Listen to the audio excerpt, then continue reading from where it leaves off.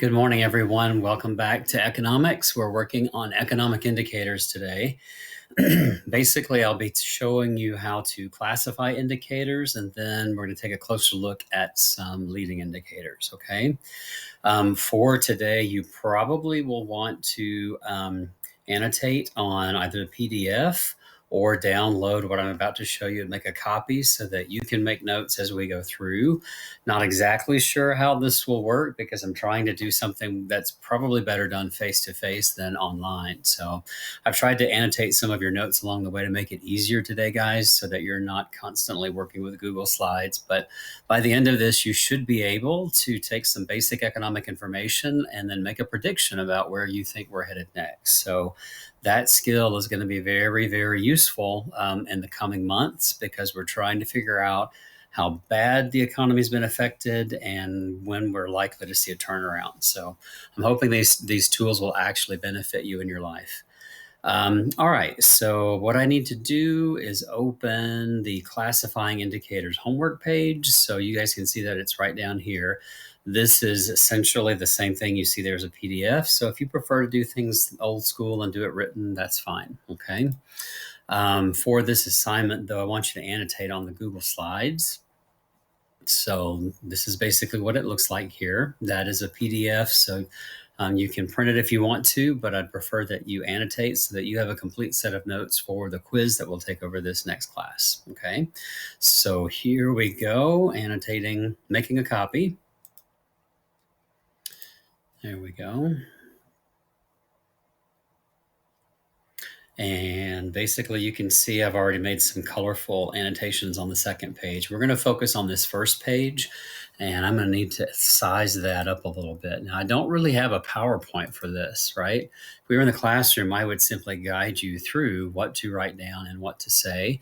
So I'm hoping this will work, but I know that it's not ideal, okay? I'm going to give us a little bit more screen space. There we go. All right. In order to maximize our time together, guys, I'm going to get rid of the embedded cam.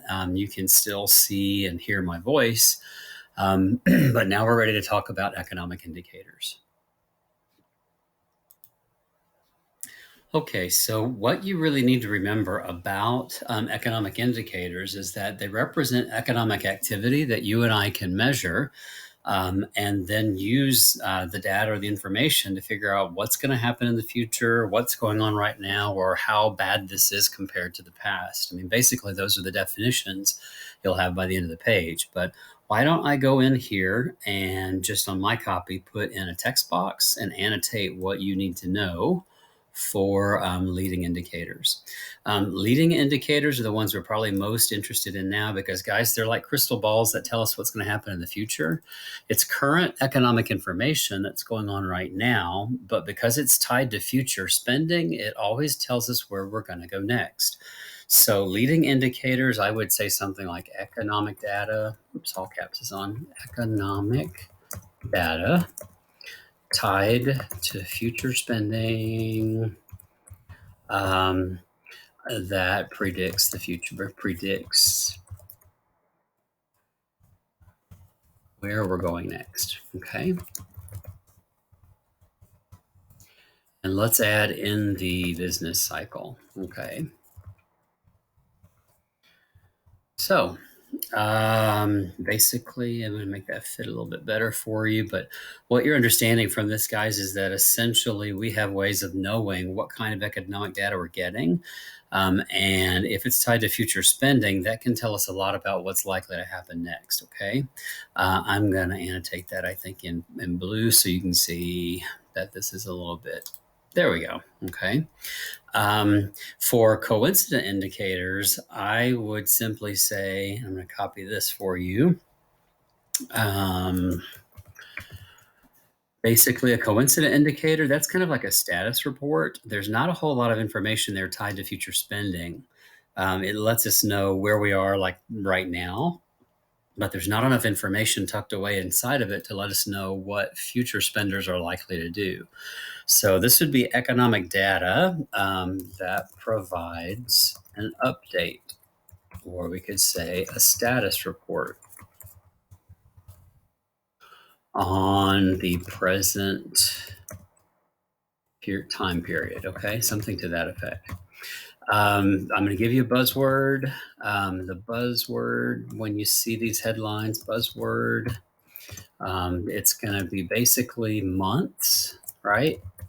If it's like this month or last month or right around this time period and you don't see anything that's really like tied to future spending, it's probably going to be a coincident indicator, which tells you really about where we are in the present. Okay. So you can kind of see a pattern here. If leading indicators tell you or predict the future, coincident indicators tell you about where we are right now. Lagging indicators going to tell you about how this compares to something that happened in history. Okay, so again, let me copy, let me paste, and we'll get these notes down, and you can kind of use them as we go through the lecture. Okay, let's do this. Move some things around. All right, you make it fit whatever you need it to. Okay, this will be economic data that compares the present to the past. And these are like the past, let's say long-term trends. Okay. What I mean by that, guys, is that you're looking at like headlines that say something, this is the worst unemployment we've seen since the Great Depression, right? It goes all the way back in history, makes a comparison. You might see some of these later when we get unemployment numbers for March, when we're talking about unemployment today is worse than it was in the Great Recession. Anything that's looking like at an 18-year high or a 17-year low, those are the things that are going to fit under lagging indicators. So let's finish this. I'm going to give you that buzzword too. We're talking years, okay? So again, a buzzword to watch for when you see these things would be years, okay? So with that in mind, now we're going to take a look down below and see some of these others and see if we can classify them. If you can follow along and annotate on your document or your copy of this, then you can have this for the quiz for sure. Okay. So we've got 3 sets of data here that help us understand what the nature of the current business economic cycle is and how we can compare it to where we are right now, what we've done in the past, or where we may be headed in the future. Of these, the most important ones are the leading indicators. So we'll talk about that here. Now, remember, they're tied to future spending. So let me see if I can explain where we're going with this. The graph at the bottom of the page or the table at the bottom of the page has some headlines like the ones you might see on the quiz and the test. If you have to classify them, just know you've got 3 possible outcomes, but I also want you to know if this is good news for the economy or bad news for the economy. So we'll just annotate a check mark wherever we think we're hearing good stuff or bad stuff, okay? All right, so if we find out in number 1 that housing starts are the lowest they've been in months, what that number means basically is that the number of new homes that are begun is dropping. People are not very confident, and they've kind of adjusted whether or not they're willing to build or start on a new home. And that seems like a simple number, but it really is the tip of the iceberg that tells us there's a lot of spending that's not likely to happen in the future. So given that information, this is probably not something that we would want to see. So let me put in a check mark. Let's see how we do that. Let's put in a shape. How about that? Arrows, shapes. Let's see. Call outs, the equation. Let's just use this right here. There we go. And we'll put it right there.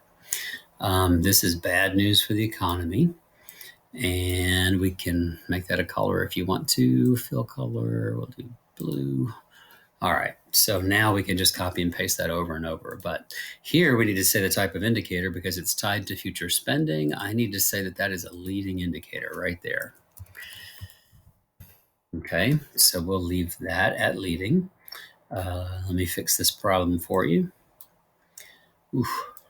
Okay, sorry guys. There we go. Once we get these all 3 here, we can just simply copy and paste. All right, so that'll be easier for you to manipulate, but all right. Ta-da. Okay, so leading indicator, I think we need to make that a color. Fill that sucker. Blue. And text we can make black, but we need that bold. There we go. Okay. Now that should be fairly clear that this is a leading indicator. That is bad news for the economy. Okay. On number 2, Fed lowers the discount rate and interest rates tumble. Now, initially, that sounds like really bad news for future spending, but you got to remember interest rates are what you pay to borrow money. So if interest rates tumble, then that means it's getting cheaper to have a credit card, to get a home loan, and people are more likely to do that. So I'm going to copy this and put it in the good news category. Okay. And because those interest rates are tied to future spending, all we have to do here is copy the leading indicator and put it in the same place. Okay. So that is telling us about future spending or the cost of future borrowing. Okay. Number 3, retail sales up 3% over last month. That is good information. That's kind of the shopping information we would like to see, but there's not enough data there to tell us if this trend is going to continue. So I'm thinking we've got some good news here, but it's just basically an update or status report on where we are. Let's grab this and let's annotate this to be a coincident. Okay. All right. So cleaning this up a little bit more for you here. All right. So you get the idea. We just have to decide how this is tied to future spending and whether or not it's going to actually help us, or if it's going to be something that'll impede future spending and what kind of indicator it is. Business debt down from last year on number 4. That's good because businesses will have more money to spend on materials and labor. So let's mark that as good information. You guys can see the buzzword there, right? Last year, that is looking backwards. So that will be basically a lagging indicator. Okay, I'm going to copy this and put it here. Now we're ready to take notes all the way down the page. Okay. All right. So we now have the different kinds. We now know whether it's good or bad news. Let's move on here.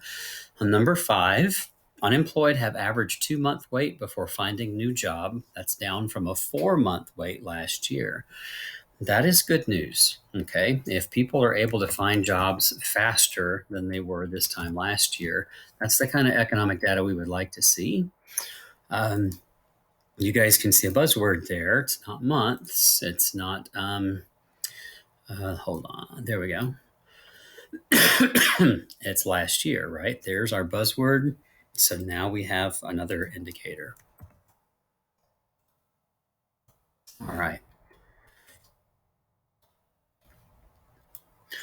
All right, moving on to number 6, producer price index rises 0.5%. Last class, we were looking at the consumer price index, guys, and that measures about 400 items that consumers are actually buying from week to week. The producer price index is the wholesale index, and it measures like over 4,000 things that retailers and producers and factory owners are having to purchase to make the goods that you and I sell. If they pay more, then we're likely to pay more. So this is going to be something that's tied to future spending. We can mark this as something we'd rather not see. So I'm going to put this in the bad news category. Okay. That means that we will also have this be a leading indicator. Copy, paste. Whoops. Let's see. There we go. Now we can copy and paste. And that means something that we'd rather not see. Now, right now, I do have to tell you, inflation is not our concern.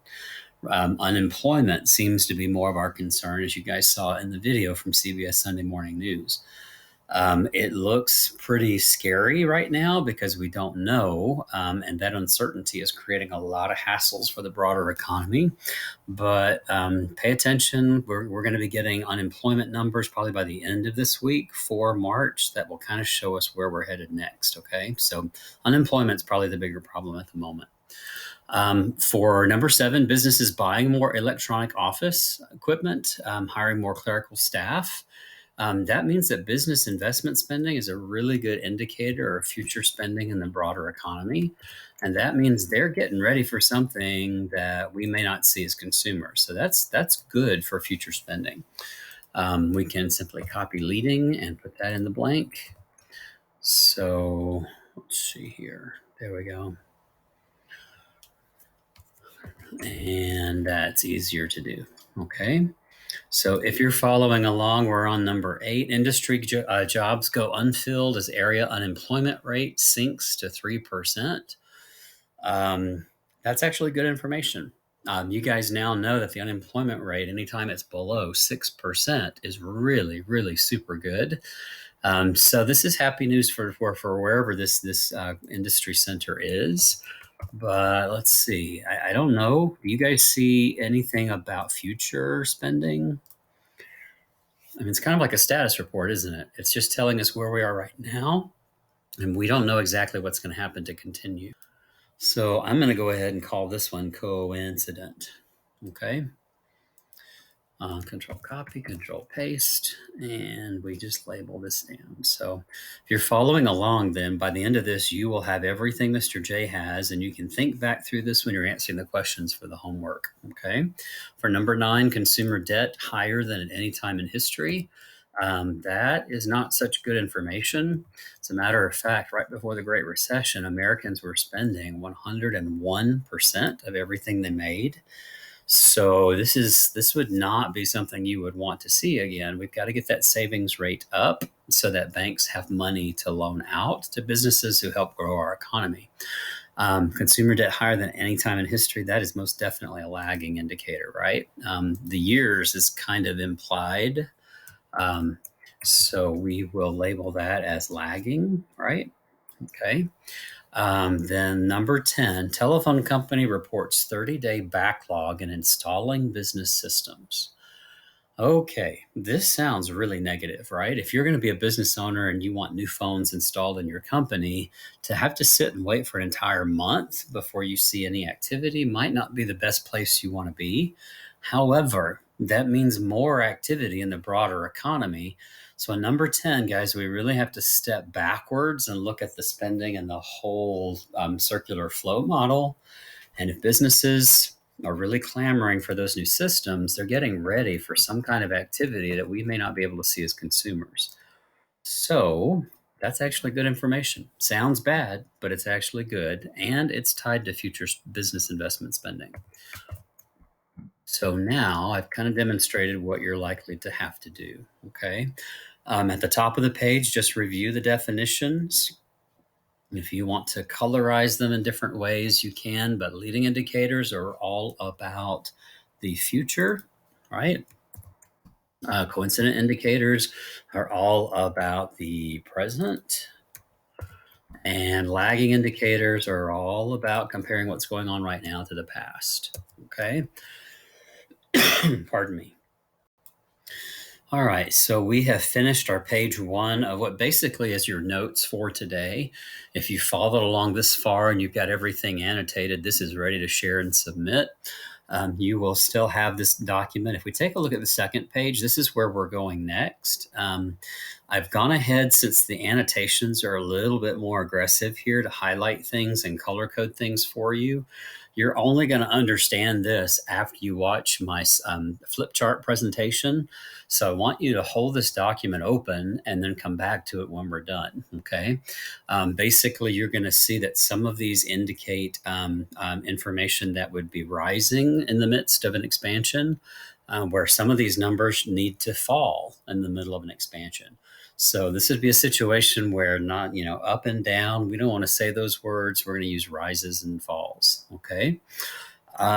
So you'll find out how to use this in a second. Let me get geared up for the presentation, and I'll see you back here in just a little bit. Thanks a lot, guys.